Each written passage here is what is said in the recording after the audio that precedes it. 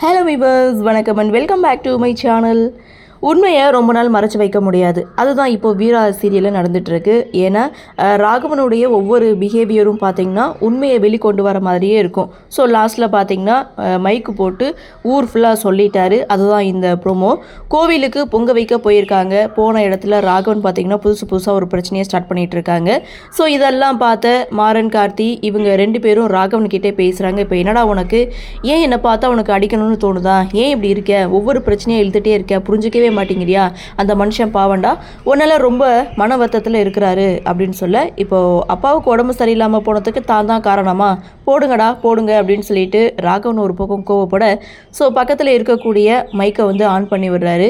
இப்போ என்ன, அந்த ஆக்சிடென்ட் பண்ணது நான் தான், அந்த ஒரு ஹெல்ப் தானே பண்ணேன் அப்படின்னு சொல்லும்போது அவர் சொல்லக்கூடிய உண்மை ஒட்டுமொத்த ஊருக்கே இங்கே மைக்கில் விழுது. ஸோ எல்லோரும் செம்ம ஷாக்கில் இருக்காங்க. வள்ளி, வீரா, கண்மணி இவங்க எல்லாருமே என்னடா இவன் அப்படின்னு சொல்லிட்டு அதிர்ச்சியில் உட்காந்துருந்தவங்க எழுந்துக்கிறாங்க. ஸோ இன்னொரு பக்கம் ராமச்சந்திரன் அதை கேட்டாரா இல்லையா அப்படின்ற எதிர்பார்ப்போட ஒரு ப்ரோமோவை கொடுத்துருக்காங்க.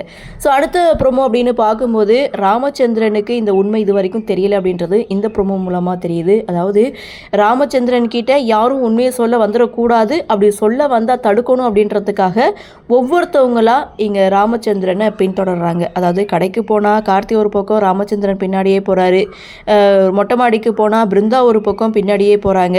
ஸோ உட்காந்து பேப்பர் படிச்சுட்டு இருந்தால் வீரா கண்காணிப்பில் இருக்காங்க. ஸோ இதெல்லாம் பார்த்த ராமச்சந்திரனுக்கு சந்தேகம் அதிகமாகுது. இதை பற்றி வீரா கிட்டே கேட்குறாங்க. ஸோ ஏதோ ஒரு விஷயத்தை எங்கிட்டேருந்து மறைக்கிறீங்க, உன் தங்கச்சி டியூட்டி முடிஞ்சு இப்போ உன்னுடைய டியூட்டியை ஆரம்பிச்சிட்டியா அப்படின்னு சொல்லும்போது இன்னொரு பக்கம் ஊருக்காரங்க ஒட்டுமொத்த பேரும் திரண்டு வீட்டுக்கு வராங்க.